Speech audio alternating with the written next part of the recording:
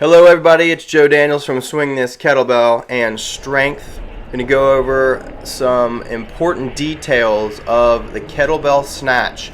And by no means this is a video that is going to encompass all of it. We're going to focus on insertion and the catch. Okay? So there's going to be a lot of different things we can talk about.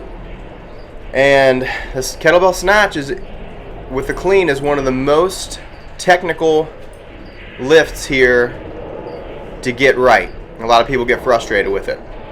But this video is going to show you a couple different angles and some slow motion to get you right, or at least better than you are. So basically, I'm going to drop from the top. Okay.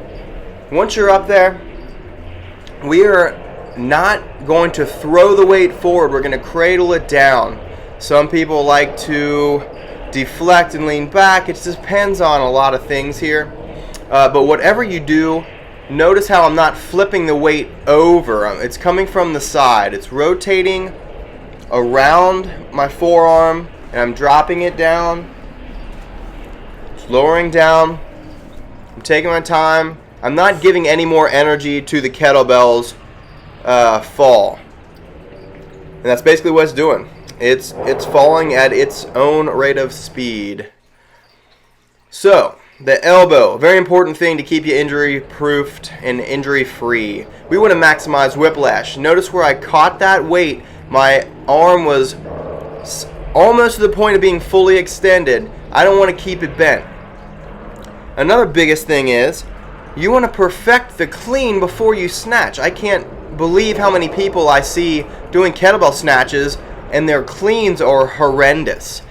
Until your cleans are wonderful, do not kettlebell snatch. A kettlebell snatch is just a clean with your arm over your head. There's much more room for problems from poor form. Now, varying catch and insertion, this varies on lever length. Everyone's different. I have a longer torso, shorter legs, and shorter arms. Okay, this is going to really affect when you either rotate the kettlebell over your arm on the way up.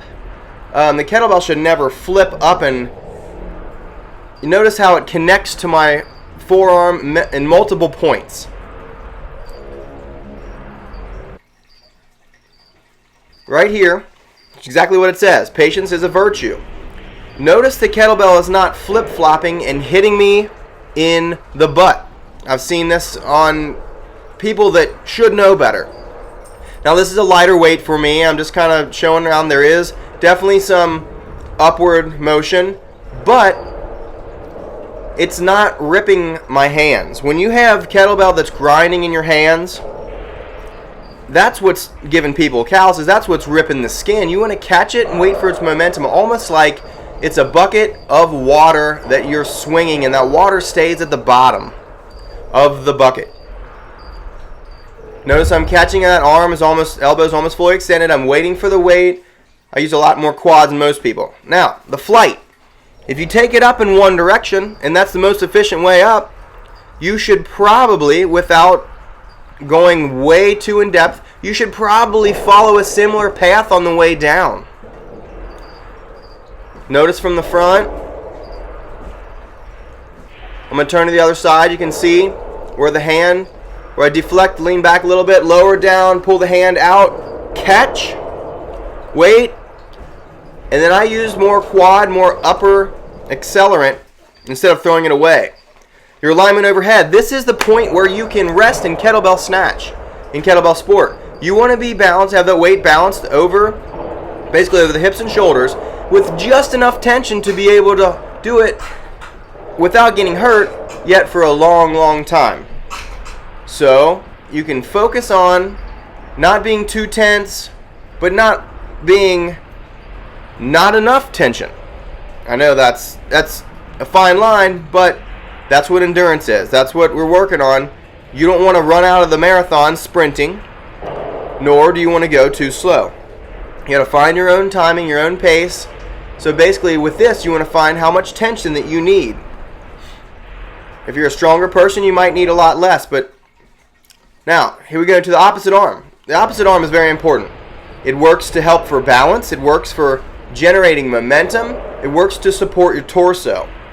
When I say supporting torso, you don't realize about as the arm comes up, everyone's different. As it goes back to follow the path of the kettlebell on the kettlebell arm, it's generating some tension in your lats. It's generating some tension in all the back muscles to help stabilize your spine. As we're exhaling out, right there, we're inhaling now and exhaling again on that catch of the kettlebell. If you want to rest, you take a deep breath in, inhale, drop, exhale on the catch, and repeat. So, hopefully this helps you a little bit more with the catch and insertion. And the biggest thing is, like I said, watch, there's a half snatch right there.